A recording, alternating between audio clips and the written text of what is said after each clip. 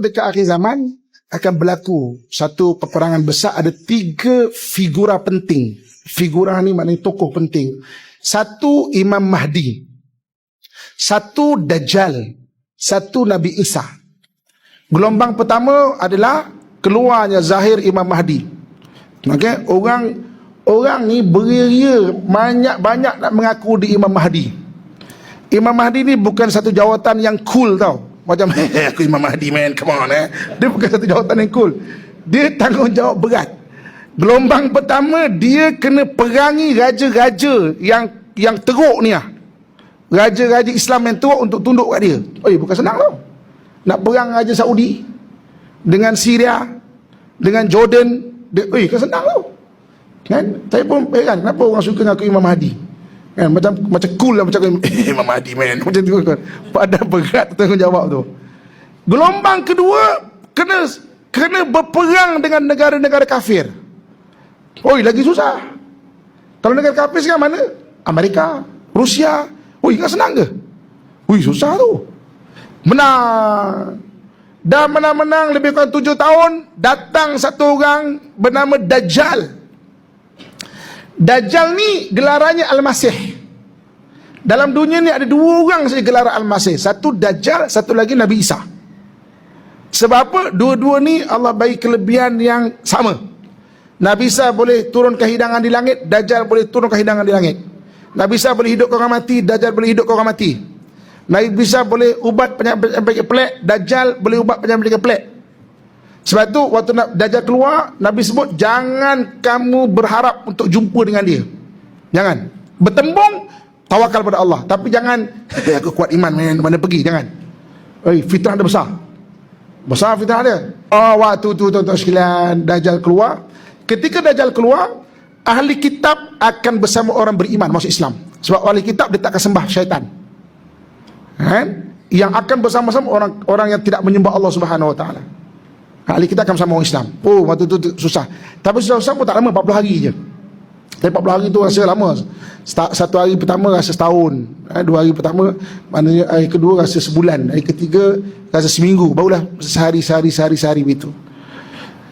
Kemudian Allah Subhanahu Wa Taala turunkan Nabi Isa. Ini 3 figura penting. Lepas tu Nabi Isa.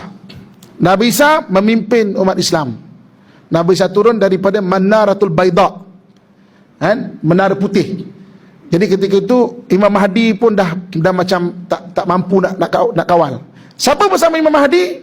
Dia dan juga ahli-ahli yang bersama-sama dia daripada Panji Hitam, daripada timur.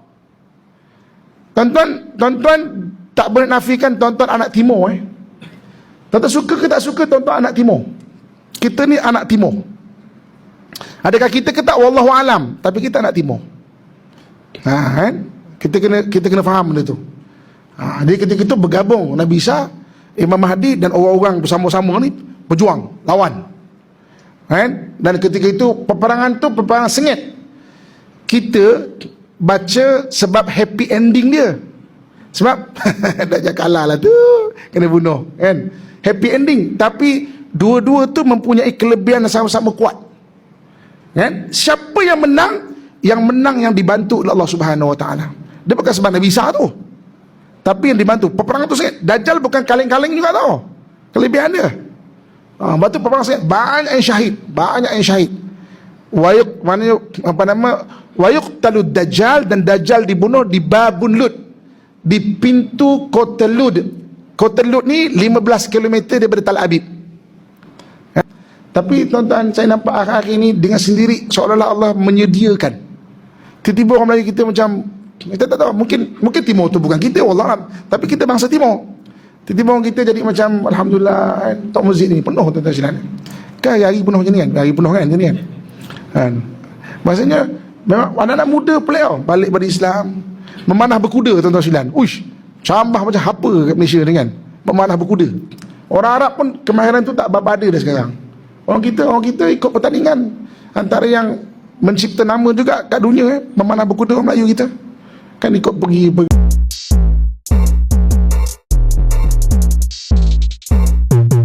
Disiplin disiplin ilmu biasa saya ialah saya bertindak sebagai seorang ahli psikologi. Itu formal disiplin milik diri dia. Milik diri Howard Gardner ialah dia seorang psikologi. And it took me a decade to think like a psychologist. Dan inilah yang membawa saya untuk meneruskan ataupun untuk berdedikasi cara berfikir sebagaimana layaknya seorang ahli psikologi. Dan ini tak mampu difahami kalau tak diterjemahkan dan dihuraikan dengan baik. Bahasa yang cukup mudah ialah seseorang itu tidak mampu secara terus dan seseorang itu tidak mampu secara otomatik akan menjadi seorang ahli psikologi hanya kerana dia keluar daripada kuliah ilmu psikologi. Seseorang tu dia tak akan terus jadi, dia tak akan otomatik jadi ahli psikologi hanya kerana dia keluar daripada kuliah ilmu psikologi. Dan inilah dia minta diterapkan, bukan sahaja dalam bidang ilmu akademik, bahkan boleh diterapkan dalam mana-mana ilmu Islam sekalipun. Dan kita mula menerima dan memahami ini dengan baik, kebenaran yang diucapkan oleh beliau. Walaupun beliau bukan beragama Islam. Adaptasi yang paling mudah hari ini, kita tidak akan terus menjadi seorang ahli tafsir. Kita tidak akan terus otomatik menjadi ahli tafsir hanya kita keluar daripada kuliah tafsir. Sebutkan di sini sesiapa yang belajar di kuliah tafsir 4 tahun, paling tinggi 6 tahun, dia keluar saja daripada universiti, kuliah tafsir, dia jadi ahli tafsir. Berapa ramai pelajar-pelajar kuliah tafsir? 200 orang, 300 orang, keluar semua 300 dah tercipta ahli tafsir atau seorang pun tak lahir ahli tafsir. Hak mana yang betul? 300 ahli tafsir telah terjana, 300 ahli tafsir telah terbina, atau dia kekal sebagai pelajar ilmu tafsir. Dan hari ini dia kekal sebagai pelajar ilmu tafsir dan dia bukan menjadi ahli tafsir. Itu dalam konteks ilmu tafsir, begitu juga dalam konteks ilmu hadis. Seseorang itu tidak terus dan otomatik menjadi ahli hadis hanya kerana dia keluar daripada kuliah hadis. Hanya kerana dia keluar hadis 4 tahun 6 tahun dia keluar terus jadi ahli hadis. 4 tahun 6 tahun keluar jadi muhaddis. 4 tahun 6 tahun keluar terus jadi al-hakim. Keluar jadi al-hujjah, keluar jadi amiril mukminin fil hadis. Tidak. Seseorang itu tidak akan mampu menjadi ahli hadis hanya kerana belajar di kuliah hadis. Dia memang diperakui mempelajari ilmu-ilmu, perkara-perkara yang bersangkutan dan berkaitan dengan ilmu hadis, tetapi tidak melayakkan dia menjadi ahli hadis. Begitu jugalah dengan ilmu fiqh. Tidak kerana kita keluar daripada kuliah fiqh ataupun kuliah syariah, kita sudah menjadi seorang mujtahid yang besar. Kita sudah menjadi seorang mujtahid yang hebat. Apatah lagi seorang ahli fiqh yang mampu membina pendapat, pandangan, apatah lagi mazhab sendiri. Tidak ada seorang pun hari ini yang keluar daripada mana-mana universiti, mana-mana kuliah syariah yang mampu membentuk mazhab sendiri selepas daripada keutamaan imam-imam mazhab yang lampau. Jadi inilah yang saya nak tekankan pada malam ini. Kerana tajuk kita ini memerlukan kelima-lima konsep pemikiran tadi, barulah kita mampu untuk menerobos, barulah kita mampu untuk meneropong setiap perkara-perkara yang dihiddenkan. Dengan kata lain, perkara yang disembunyikan atau perkara yang tersembunyi daripada nataran ilmu pengetahuan biasa yang dimiliki oleh orang-orang awam. Sebagaimana malam ini insya-Allah, apabila kita nak membicarakan tentang soal Dajjal, kita nak membicarakan tentang soal Nabi Isa alaihi salam, kedua-duanya adalah figure, kedua-duanya adalah personality, kedua-duanya adalah susuk tubuh yang dinanti-nantikan keluarnya mereka berdua. Yang pertama, Dajjal dinantikan oleh orang-orang Yahudi sebagai raja Yahudi dunia mereka. Begitu juga dengan Nabi Isa alaihi salam dinanti-nantikan turunnya kembali makhluk Allah yang diberi pangkat kenabian dan kerasulan, itulah Isa alaihi salam. Bahkan kita berkongsi dengan agama lain sama-sama menantikan personaliti ini. Baik atas nama dia tu orang Islam menantikan Nabi Isa, baik atas nama dia orang Kristian pun menantikan turunnya Nabi Isa alaihi salam.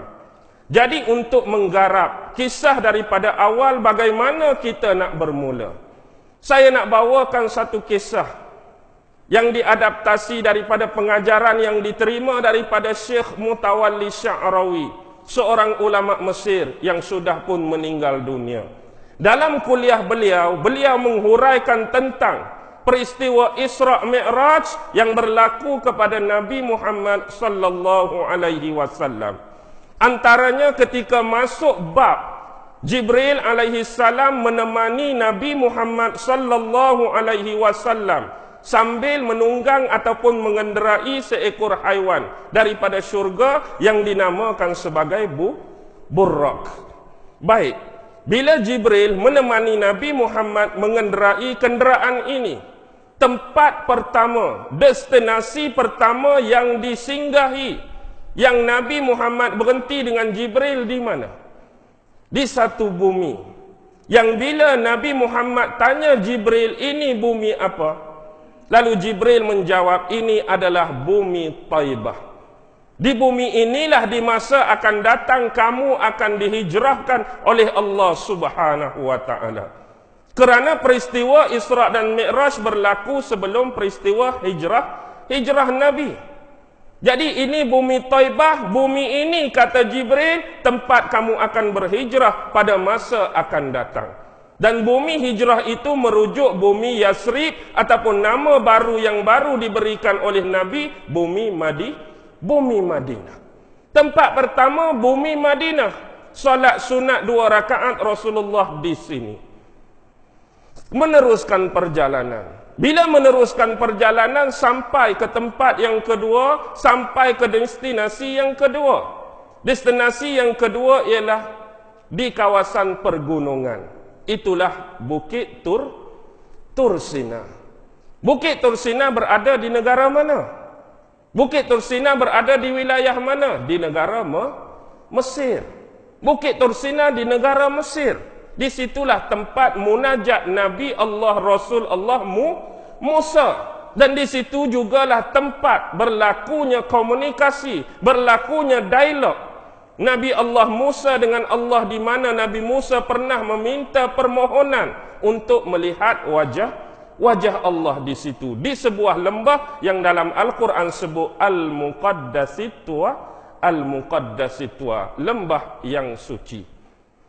Meneruskan perjalanan lagi, solat sunat 2 rakaat di situ, teruskan perjalanan sampai ke tempat yang ketiga, sampai ke destinasi yang ketiga. Di situ ada sebuah pohon, ada sebatang pokok. Di sinilah, di pokok itulah Nabi Musa pernah berhenti beristirahat selepas membantu kedua-dua anak Nabi Allah dan Rasul Allah Syuaib. Ingatkah kita satu peristiwa ketika mana Nabi Musa masih dalam tahap anak angkat kepada Fir'aun di bumi Mesir.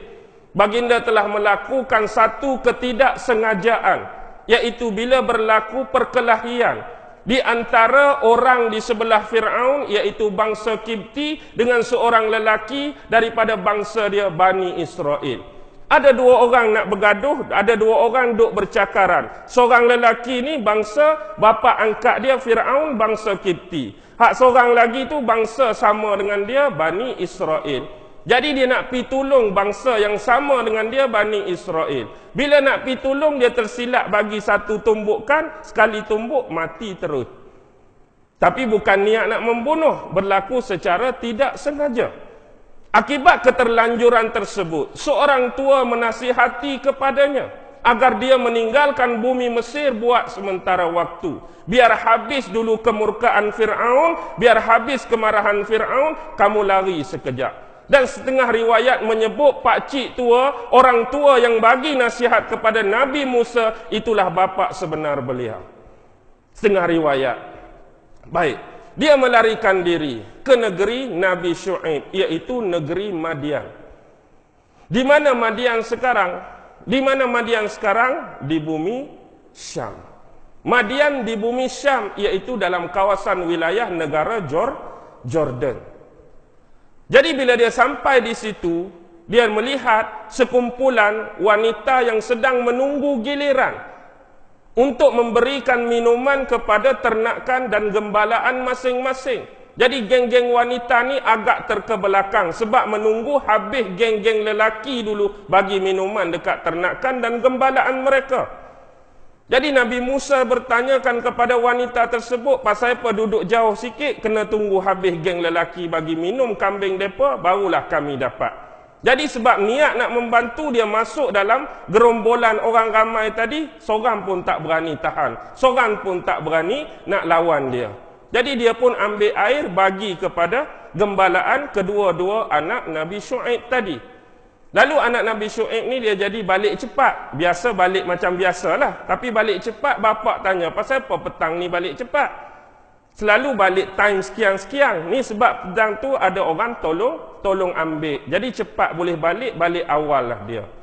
Jadi waktu kedua-dua puteri Nabi Syuaib tadi baik, dia duduklah di situ, bawah pokok. Dia berdoa kepada Allah atas kebaikan yang dia bagi kepada wanita tadi, atas pertolongan yang dia bagi kepada wanita tadi. Dia berehat pokok tu, di situlah destinasi ketiga Nabi Muhammad.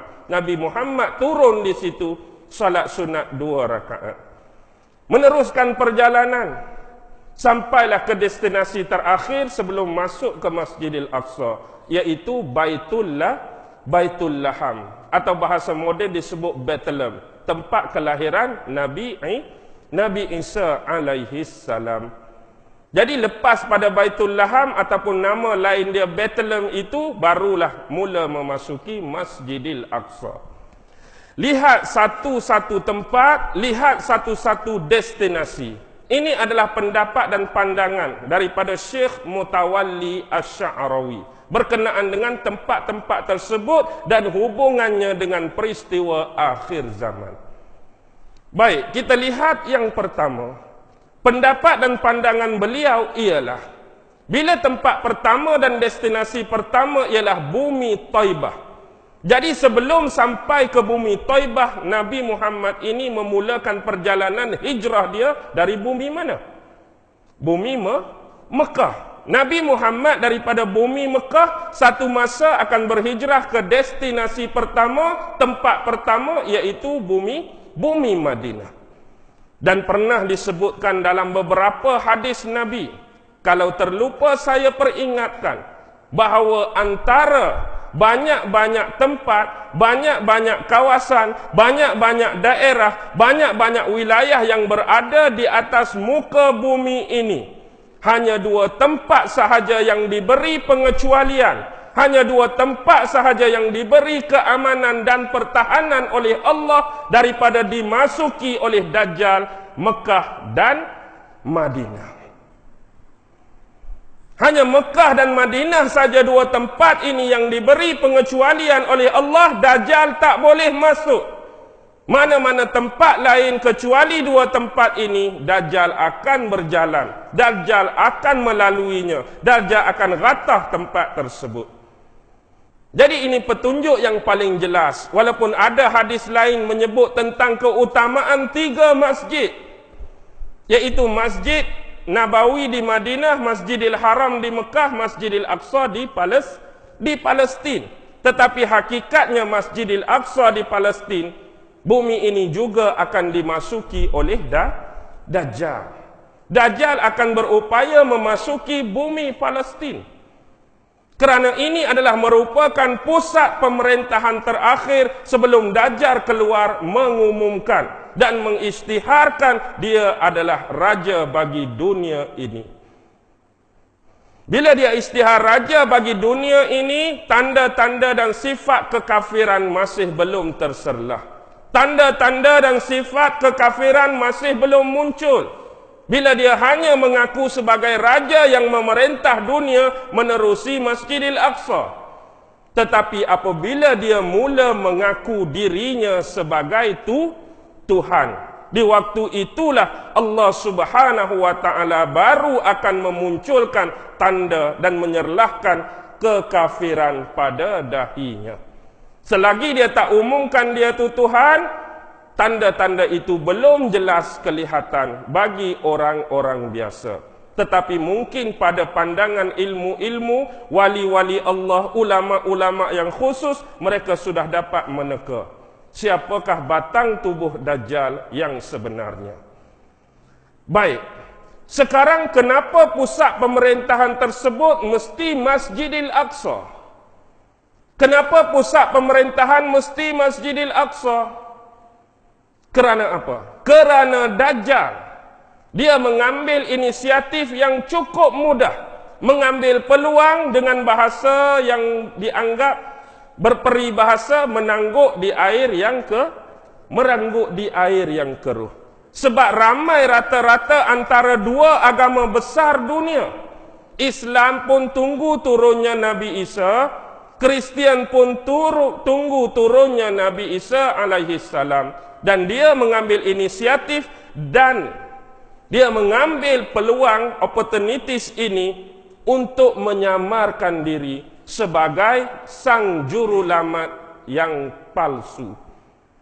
Sang juru selamat yang palsu, dia nak bertukar jadi penyelamat yang palsu.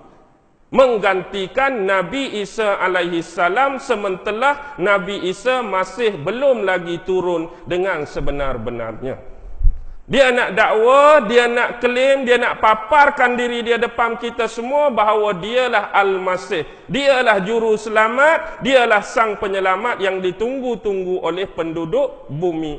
Dialah yang ditunggu-tunggu oleh penduduk dunia.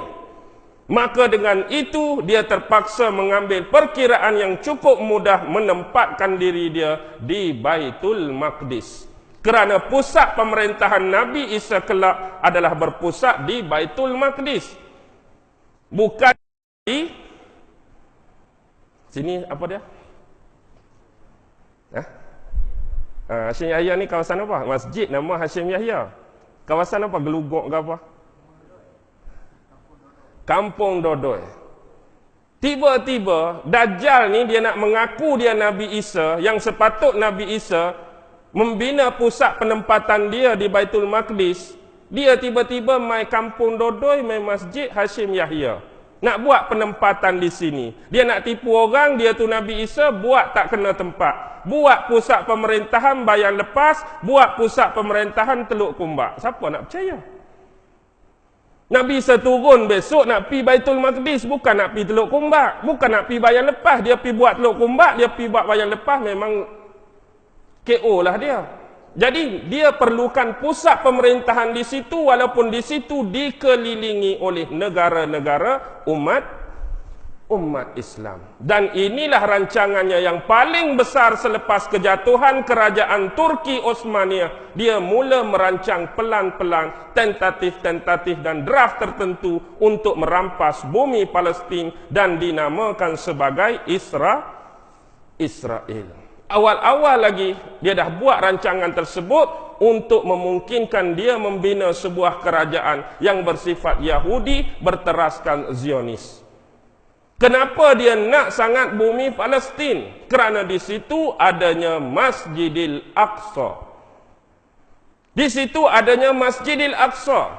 Dan inilah khayalan dan inilah fantasi orang-orang Yahudi yang berhaluan kiri, berfahaman Zionis.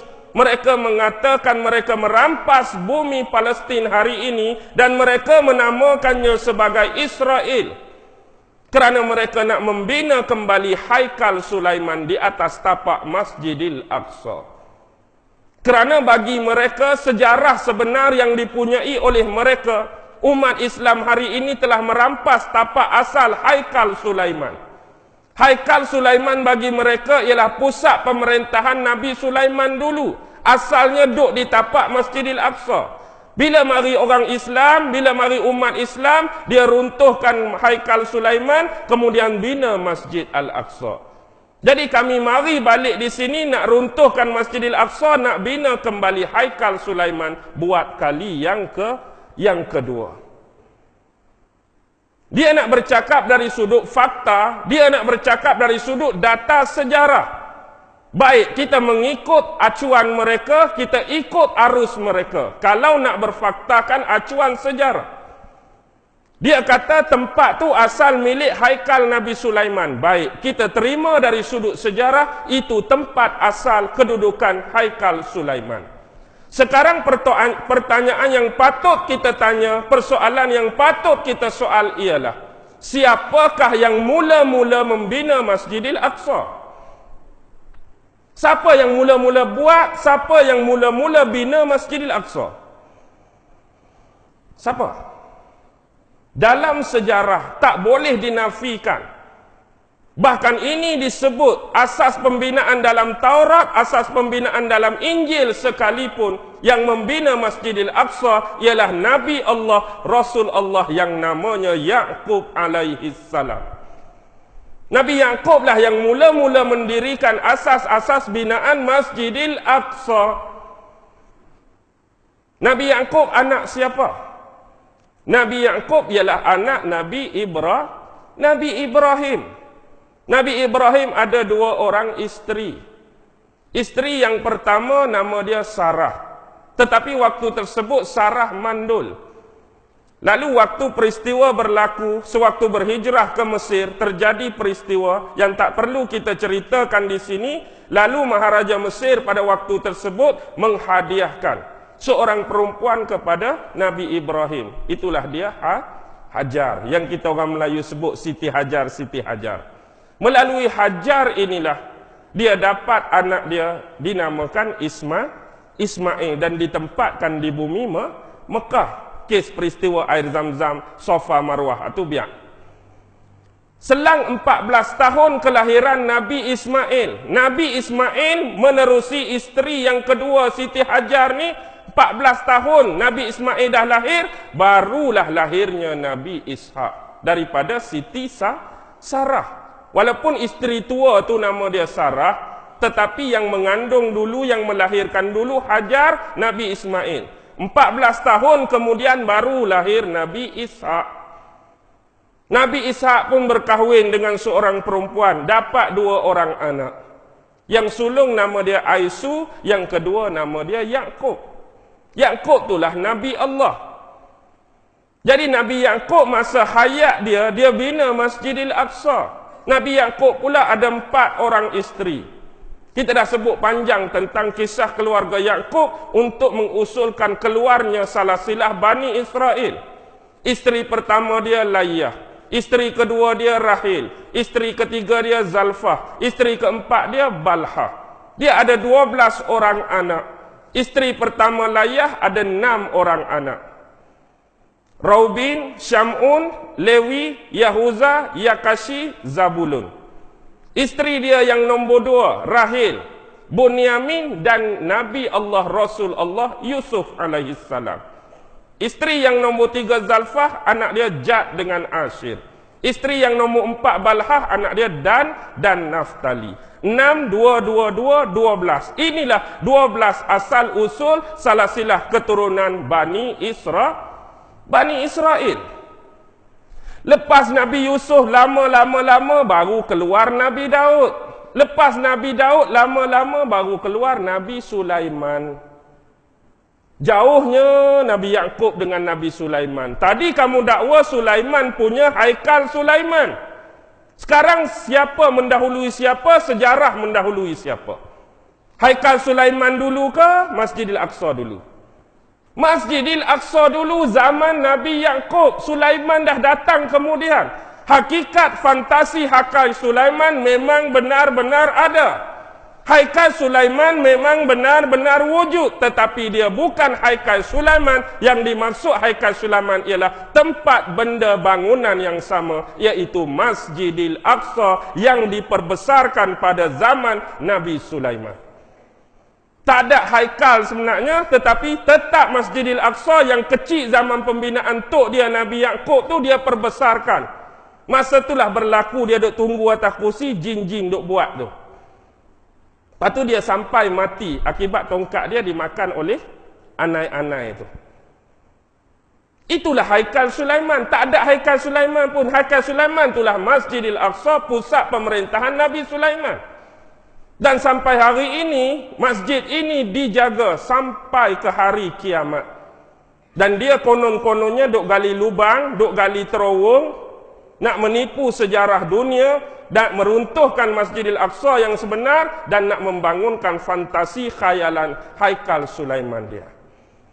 Itu hakikat sejarah yang mereka tak boleh tipu. Dan hari ini kenapa dia nak sangat bumi Israel, nak sangat bumi Palestin? Kerana Masjidil Aqsa. Antara 3 masjid yang paling utama, hak tu saja yang dia boleh dapat. Mekah, Madinah, no way. Allah bagi pengecualian, hang tak boleh masuk, wahai Dajjal. Dan jadi untuk melengkapkan pendustaan, untuk melengkapkan penipuan dia, nanti Nabi Isa turun, Nabi Isa pun nak pi memerintah di situ. Dia awal-awal lagi membohongi masyarakat dunia, dialah sang juru selamat, dialah Nabi Isa, sebab tu pemerintahan dia pun sekarang di bumi Israel. Okey. Tengok yang kedua. Persinggahan yang kedua. Persinggahan yang kedua ialah, bila kita lihat baik-baik, dia adalah negara Mesir. Dan tempat sasaran dia ialah Bukit Tursina. Bukit Tursina. Apa sejarah Mesir berkaitan dengan Dajjal? Sejarah Mesir yang berkaitan dengan Dajjal cukup mudah. Dajjal pernah dihalau oleh Nabi Musa di bumi ini. Nabi Musa pernah halau Dajjal di bumi ini. Kembali kita ke zaman pemerintahan Fir'aun. Zaman pemerintahan Fir'aun di bumi Mesir. Zaman Nabi Yusuf, sebelum Nabi Musa pun bumi Mesir. Tapi hakikatnya bila Al-Quran menceritakan kisah-kisah hidup Nabi Yusuf, daripada surah Yusuf ayat 1 sampai ayat 110, satu perkataan Fir'aun pun tak keluar dalam kisah Nabi Yusuf. Pasal apa? Nabi Musa di Mesir, memang Fir'aun. Nabi Yusuf di Mesir, mana Fir'aunnya? Daripada ayat pertama sampai ayat 110 surah Yusuf, tak bertemu pun kalimah Fir'aun. Zaman Nabi Yusuf duduk di Mesir. Pi mana Fir'aun? Kerana zaman itu bukan zaman Fir'aun, dia tergendala sebentar. Kerana kerajaan dan pemerintah Fir'aun mula dirampas pada zaman pemerintahan Maharaja Hyksos.